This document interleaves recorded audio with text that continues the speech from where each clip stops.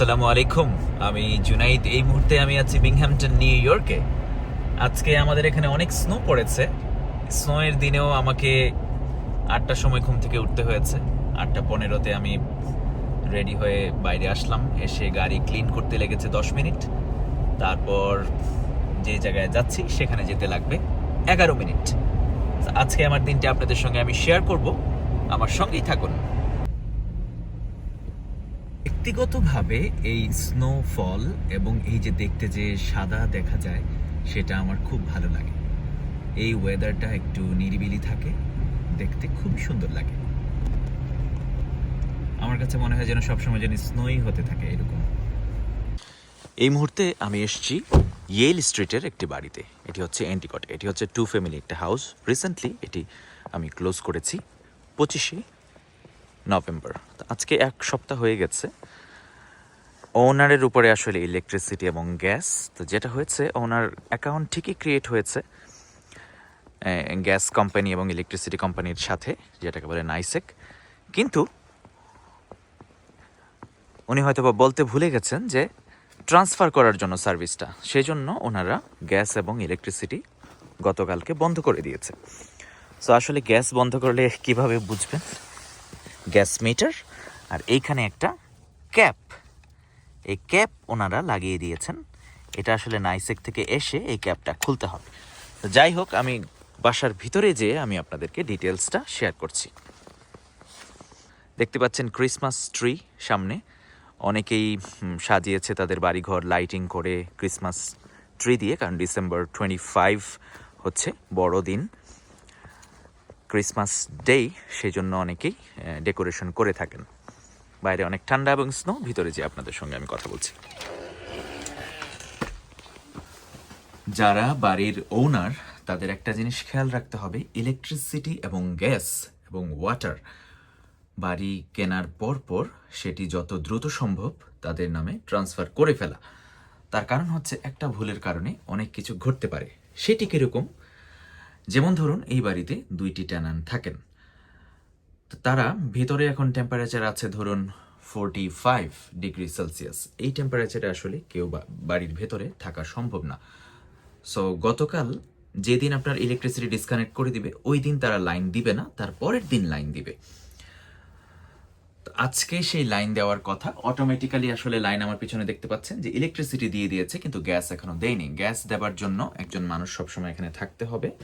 তো তারা টাইম দিয়েছে সকাল 8টা থেকে 4টার ভিতরে গ্যাস লাইনটা দিবে এখানে। আমি এসে বসে আছি, এখনো পর্যন্ত আসেনি। আমার আজকে আরও অনেকগুলো কাজ আছে, আমি জানি না কতক্ষণ থাকতে পারবো। এবং আমি টেনান্টের সাথে কন্ট্যাক্ট করেছি, তারা বলেছে তারা হচ্ছে সবাই কাজে, বাট তারা দরজা খুলে রেখে গিয়েছে। তো যাই হোক, তো গতকালকে টেনান্টকে আসলে হোটেল অফার করতে হয়েছে যে তারা যতক্ষণ পর্যন্ত এই হিট না আসবে ততক্ষণ তারা হোটেলে অবস্থান করবে। তো তারা সেটাতে রাজিও হয়েছেন, এবং তাদের যে খাবার দাবার সেগুলো আসলে নষ্ট হয়ে যাওয়ার মতো উপক্রম, কিন্তু ইলেকট্রিসিটি চলে এসেছে, সেটা আর এখন হবে না। চলুন বাড়ির ভেতরে যাই।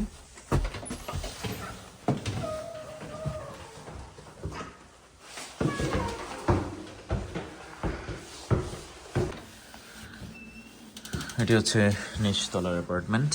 ওনারা বাসা খোলা রেখে গিয়েছেন নাইসেকের জন্য, মানে ইলেকট্রিক অ্যান্ড গ্যাস যে সাপ্লায়ার, তারা যদি আসে সেটার জন্য।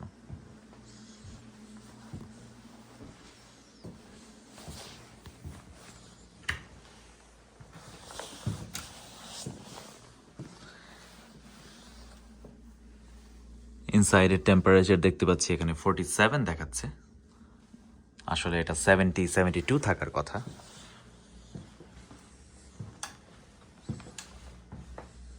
যদি লং টাইম হিট না থাকে বাড়িতে, তাহলে যেটা হতে পারে, আপনার যে পাইপ আছে, পানির যে পাইপ, সেটি ফ্রোজেন হয়ে ফেটে যেতে পারে। এটা মূলত বেসমেন্টে থাকে হিটিং সিস্টেমটা। এই হচ্ছে হিটিং সিস্টেম। যদি কোনো বাড়িতে একটা মিটার থাকে, তাহলে যদি 2 ফ্যামিলি হয়, গ্যাসের এবং ইলেকট্রিক দায়িত্বটা পড়ে বাড়ির মালিকের উপরে। তো যাই হোক, কারো যদি নিতান্তই সম্ভব না হয় যে কানেক্ট করা গ্যাস, তাহলে পানির লাইনটা বন্ধ করে দিতে হবে। এই হচ্ছে ওয়াটার লাইন। এই ধরনের মিটার আপনারা দেখবেন। তারপর এইটা আসলে ঘোরালেই অথবা অনেক সময় একটা চাবি থাকে, তাহলে ওয়াটার লাইনটা বন্ধ হয়ে যাবে। যাই হোক, সেটার এখন আর প্রয়োজন হবে না, কারণ আজকের মধ্যেই চলে আসবে গ্যাস আশা করছি। যদি কারো বাড়ি ড্যামেজ হয়ে থাকে তাহলে কিন্তু সেটা আবার রিপেয়ার কস্ট অনেক বেশি, কারণ যে পাইপ আছে, কপার পাইপ বা প্লাস্টিকের পাইপ, এগুলো কপার বা ফ্লেক্স পাইপ, যেগুলো কিনা অতিরিক্ত ঠান্ডায় এগুলো সংকুচিত হয়ে যায়। যখন আবার একটু নর্মাল ওয়েদার হতে থাকে, তখন যখন এগুলি প্রসারিত হতে যায়, তখন পাইপটা ফেটে যায়। এটা যত কঠিন পাইপই হোক না কেন, যত শক্তই হোক না কেন, পানির চাপে এবং এটার প্রসারে এটা ফেটে যায়। সেই বিষয়ে যারা নতুন বাড়ির ওনার অবশ্যই খেয়াল রাখতে হবে। আর আরেকটা জিনিস শেয়ার করছি, আজকে আসলে ডিসেম্বর মাসে খুব বেশি ঠান্ডা পড়ে। এতদিন আসলে স্নো জ্যাকেটের প্রয়োজন হয়নি আমার জ্যাকেটই আমি খুঁজে পাচ্ছি না। আমি আমার কাজের জ্যাকেট পরে এসেছি, যেটা কিনা আমি আজ থেকে 10 বছর আগে যেখানে কাজ করতাম, ক্যাথে প্যাসিফিক এয়ারলাইন্স, তাদের একটা জ্যাকেট আসলে তাদের কোম্পানি থেকে প্রোভাইড করা হতো। ড্রেস আপ সব কিছু, শার্ট, প্যান্ট, টাই, শুজ, বেল্ট, এভরিথিং, এবং এই জ্যাকেট। তো আসলে একদম 10 বছরের পুরনো স্মৃতিতে আমি ফিরে গেলাম আজকে এই জ্যাকেটটি পরে। এটা আমাকে আসলে খুবই উপকার করেছে। আর আমার যে জ্যাকেট, সেটা আমি কোথায় রেখেছি ওয়াশ করে আমি আসলে খুঁজেই পাচ্ছি না, হয়তোবা আমার নতুন জ্যাকেট কিনতে হবে। তো যাই হোক, আমি কিছুক্ষণ এখানে অপেক্ষা করব, তারপর আমি চলে যাব আরেকটা জায়গায়। আজকে আমার 3টি বাড়ির ক্লোজিং আছে একসঙ্গে। আমি একজন ভাইকে হেল্প করতে হবে, তাকে আমার 1.5 ঘন্টা দূরে ড্রাইভ করে নিয়ে যেতে হবে একটা ব্যাংকে, যেখান থেকে তিনি ওয়্যার ট্রান্সফার করবেন বাড়ির টাকাটা, কারণ তিনি কিছুদিন আগে এখানে মুভ করে ফেলেছেন ক্লোজিং হওয়ার আগে, কারণ ক্লোজিং দেরি হচ্ছিল, অথবা তাকে 1 মাসের ভাড়া নিউ ইয়র্ক সিটিতে দিয়ে আসতে হতো। তো বাড়ির মালিক রাজি হয়েছেন বলে সেটা সম্ভব হয়েছে। তো চলুন তাহলে ওই ভাইয়ের কাছে যাওয়া যাক। এই স্নো পরিস্থিতিতেও কোনো সার্ভিস আসলে সরকারের পক্ষ থেকে থেমে থাকেনি।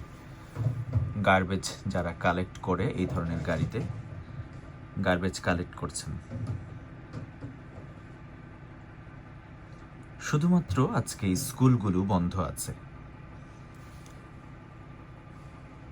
অতিরিক্ত স্নো এবং ঠান্ডা হলে স্কুল বন্ধ দিয়ে দেওয়া হয়।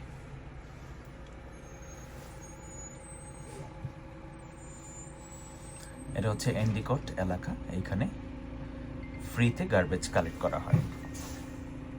আমি যেটা করলাম, আমি নাইসেককে একটা চিঠি লিখলাম, ছোটখাটো চিরকুট। এটা লিখে আমি এই দরজায় লাগিয়ে দিব, কারণ আমার পক্ষে আর থাকা সম্ভব হচ্ছে না এখানে, আমাকে যেতে হবে। আসলে আমি আপনাদেরকে ফ্রি সার্ভিস দিয়ে থাকি সবাইকে, কিন্তু আমি রেকমেন্ড করব একটা প্রপার্টি ম্যানেজমেন্ট কোম্পানির সঙ্গে আপনারা চুক্তিবদ্ধ হতে পারেন আপনাদের বাড়ি দেখাশোনা করার জন্য। তারা 5 থেকে 8% পর্যন্ত চার্জ করে থাকে। ভালো কোনো কোম্পানি, আপনারা আসলে 1-2 মাস ট্রানজ্যাকশন দেখলেই বুঝে যাবেন কোন কোম্পানি আপনাদের জন্য ভালো এবং কোন কোম্পানি মানে কি অবস্থা। যাই হোক, কারো এই ব্যাপারেও কোনো রেকমেন্ডেশন লাগলে আমার সঙ্গে যোগাযোগ করতে পারেন। আর চিরকুটটা এখানে লাগিয়ে দিলাম। আসলে সবাই কাজ করে এই আমেরিকাতে, যারা টেনান্ট আছে তারা সবাই কাজে। আমি তাদেরকে কল দিয়েছিলাম, তারা বললো যে আমরা কাজে আছি, কিছুই করার নেই। এসে হয়তো বা চিরকুটটা দেখবে গ্যাস কোম্পানির যে লোক। আসলে এই এলাকা খুবই সেফ। দেখুন, প্রত্যেকের দরজা কিন্তু খুলে রেখে চলে গেছে ভিতরে যারা আছে। আমি কিন্তু ভিতরে ঢুকলাম, বের হলাম, ঠিক আছে। ধরুন কালকে রাত থেকে এটা খোলা, কারণ তারা হোটেলে ছিল গতকাল রাতে। 100% সেফ বিংহ্যামটনের ম্যাক্সিমাম এলাকা। চালের রুটি আর মাংস আসলে খুবই মজা হয়েছে। আর এই রান্নাটি করেছেন খান ভাই। উনি কোনো অংশেই আপনার একজন শেফ থেকে কম নয়, ট্রাস্ট মি। ওনাকে নিয়ে আমার আসলে ভবিষ্যতে ভাবতে হবে মনে হচ্ছে।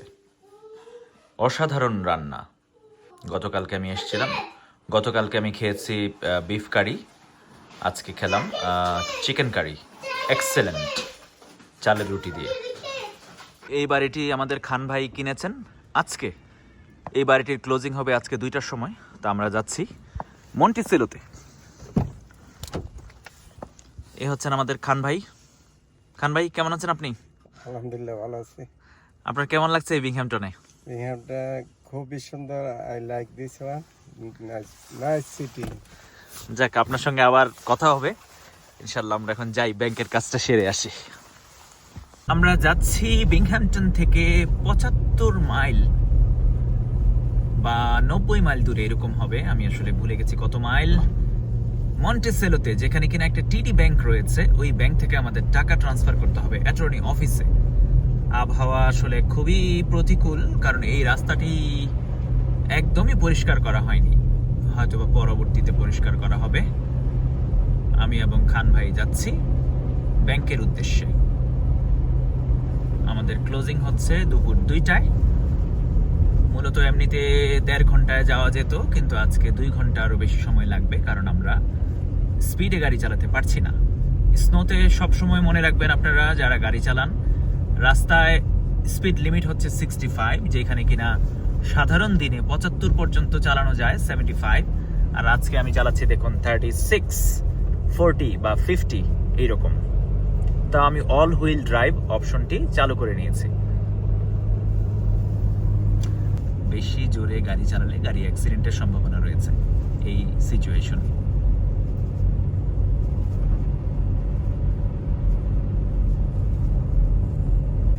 রাস্তাঘাট পরিষ্কার করা হচ্ছে। গাড়ি দেখতে পেলাম, একটা গাড়ি দেখতে পেলাম, 2টা গাড়ি যারা রাস্তার 2 দিকে পরিষ্কার করেছে।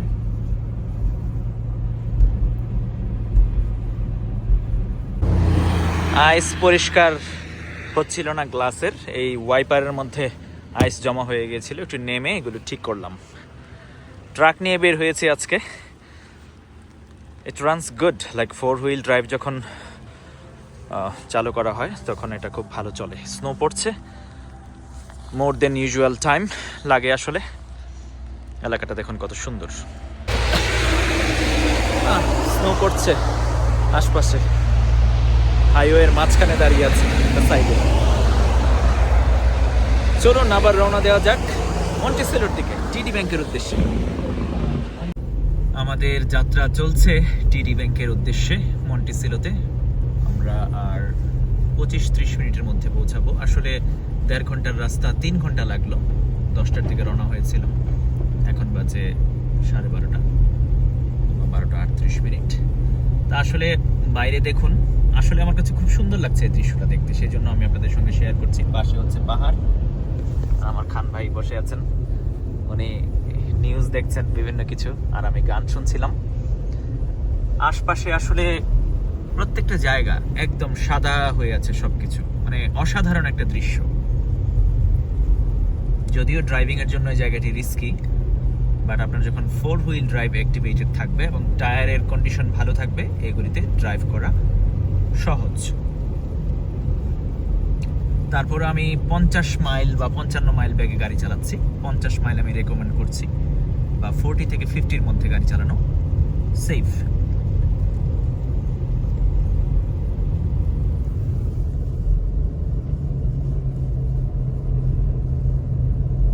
আমরা শেষ পর্যন্ত ব্যাংকের কাজ সারতে পেরেছি। ওয়্যার ট্রান্সফার করা হয়েছে অ্যাটর্নির অ্যাকাউন্টে, এবং আমাদের আসতে লেগেছে 3 ঘন্টা, এখন যেতে লাগবে আরো 2 ঘন্টা। তা আমরা অ্যাটর্নিকে অ্যাডভান্স জানিয়ে রেখেছি যে আমাদের দেরি হবে। 2টায় আমাদের ক্লোজিং ছিল, এখন আমাদের যেতে লাগবে 4টা। আমরা যাচ্ছি ক্লোজিংয়ে। ওয়েদার আস্তে আস্তে ভালো হওয়া শুরু করেছে, এখন স্নো পড়া বন্ধ হয়েছে। আর পথে আসলে আমি 2টা অ্যাক্সিডেন্ট দেখেছি, যেখানে কিনা গাড়ি একদম নিচে পড়ে গেছে, মোটামুটি একদম নিচে পড়ে ঝুলে আছে। আমরা যাওয়ার সময় যতটুকু স্নো দেখেছিলাম আপনারা ইতিমধ্যে দেখেছেন। আমরা যাওয়ার সময় অনেক স্নো দেখেছিলাম, কিন্তু এখন যখন ফিরে যাচ্ছি বিংহ্যামটনে, সেখানে কিন্তু স্নো সবকিছু ক্লিন করা হয়ে গেছে এবং পরিষ্কার রাস্তা। এখন আমি 70 পার মাইল বা তার বেশি গাড়ি চালাতে পারছি।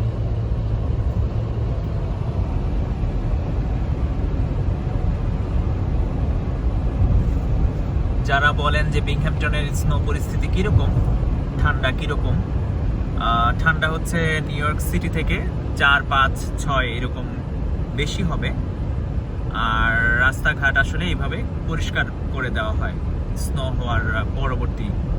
স্নোটা যখন থেমে যায় বা অনেক সময় যখন হেভি স্নো পড়তে থাকে তখন তারা পরিষ্কার পরিচ্ছন্ন করতে থাকে। বাড়ির ক্লোজিং শেষ হয়েছে। আসলে এতটা ব্যস্ততার মধ্যে সময় গিয়েছে যে আমি ভেবেছিলাম যে কিছু অংশ আপনাদের সঙ্গে শেয়ার করব অ্যাটর্নি অফিসে, কিন্তু আসলে সেটা পারিনি সময় স্বল্পতার অভাবে এবং ব্যস্ততার জন্য। আর খুবই টায়ার্ড লাগছে। আজকের মতো আমি বিদায় নিচ্ছি। আবার দেখা হবে আপনাদের সঙ্গে আমার পরবর্তী ভিডিওতে। আপনারা সবাই অনেক অনেক ভালো থাকবেন। আল্লাহ হাফিজ।